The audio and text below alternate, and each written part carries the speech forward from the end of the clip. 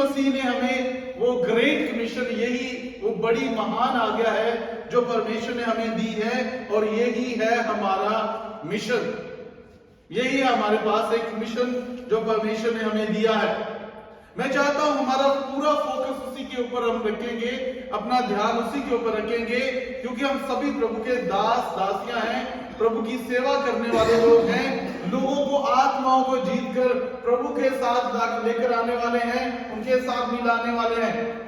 परमेश्वर शुरू से लेकर अभी तक एक ही काम कर रहे हैं। जो रिश्ता अदन की वाटिका में टूट गया था, उस अदन की वाटिका में जो रिश्ता टूटा है, उसको जोड़ने के लिए प्रभु आज शुरू से लेकर अभी तक एक ही कार्य में लगे हुए हैं कि वो रिश्ता जो है परमेश्वर के साथ जुड़ जाए। क्योंकि परमेश्वर ने हमें फ्री विल दी है, तो इसलिए परमेश्वर चाहता है कि इंसान अपनी मर्जी से आए।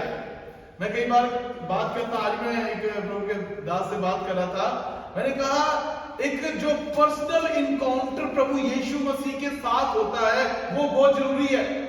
एक होता है मेरे इनकरेज करने से, एक होता है मेरी बातें कहने से, एक होता है मैं किसी को कन्विंस कर रहा हूं अपने वचनों से, एक होता है पर्सनल इनकाउंटर। जब मेरा खुद से परमेश्वर के साथ होता है तब मैं ज्यादा काम कर पाता हूं। और आज हमने वो भी इनकाउंटर प्रभु यीशु मसीह के साथ एक व्यक्तिगत रीति से करना है, एक अपने आप, जो मेरा किसी से नहीं, मैं कैसे प्रभु को समझता हूं, मैं कैसे प्रभु यीशु मसीह को जानता हूं। प्रभु यीशु मसीह का एक वचन मैं आपके लिए पढ़ना चाहता हूं, आप नोट कर सकते हैं। मरकुस समाचार उसका 10:45 आयत में, gospel of Mark chapter 10 verse 45।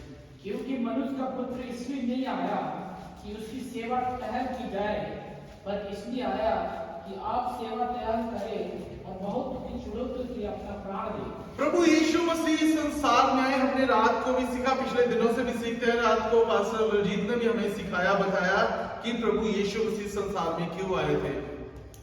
वो एक ही कार्य था, लोगों का रिश्ता, जो सारी 10 की 10 बातें थी वो एक ही काम को लेके जा रही थी, किसी ना किसी रीति से परमेश्वर तक लोग पहुंच जाए, परमेश्वर के साथ लोग मिल जाए, लोगों का रिश्ता जो टूट गया था वो परमेश्वर के साथ जुड़ जाए।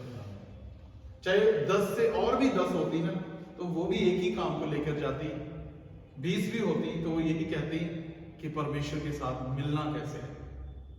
शुरू से लेकर अभी तक परमेश्वर चाहे अपने नबियों के द्वारा, दासों के द्वारा, भविष्यवक्ताओं के द्वारा अगर बात कर रहे हैं तो यही है कि किसी ना किसी रीति से परमेश्वर के साथ लोगों का रिश्ता जुड़ जाए। और वो परमेश्वर का दर्शन है। वो दर्शन मैं आपसे कहना चाहता हूं, वो मेरा या आपका नहीं है, वो परमेश्वर का दर्शन है। और परमेश्वर चाहते वो दर्शन हमारे से होकर पूरा हो। आमीन।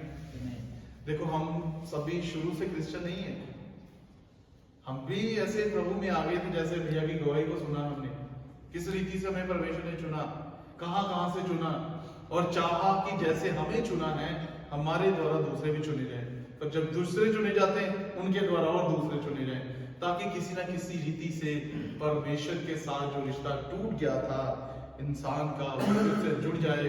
और जिस मकसद के लिए, जिस उद्देश्य के लिए परमेश्वर ने इंसान को बनाया था, वो उद्देश्य प्रभु के साथ पूरा हो सके। हालेलुया।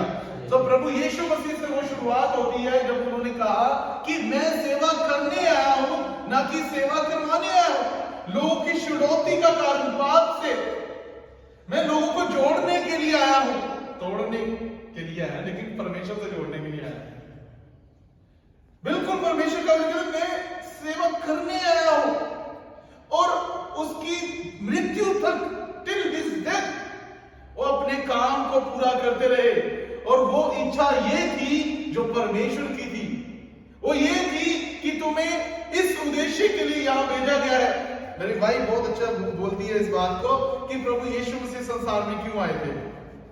उनका क्या उद्देश्य था? उनका उद्देश्य था, तुमने जाना है, जाकर सभी जातियों के लिए मरना है और उनके लिए चुनौती का कारण बनना है। और उन्होंने उस उद्देश्य को पूरा किया। जैसे उद्देश्य पूरा हुआ और वापस उठा लिए। आज परमेश्वर ने हमारे एक के जीवन में एक उद्देश्य को देकर यहाँ पर भेजा है। हम अपनी मर्जी से नहीं गए, जैसे कल भी हम सुन रहे थे, हमारा चुनाव हुआ है, हम अलग किए हुए हैं, हमें अलग करके बुलाया गया ताकि परमेश्वर उस कार्य को पूरा कर हमसे चाहते हैं कि हमारे द्वारा पूरा हो। एक और आयत को लेकर अपने वचन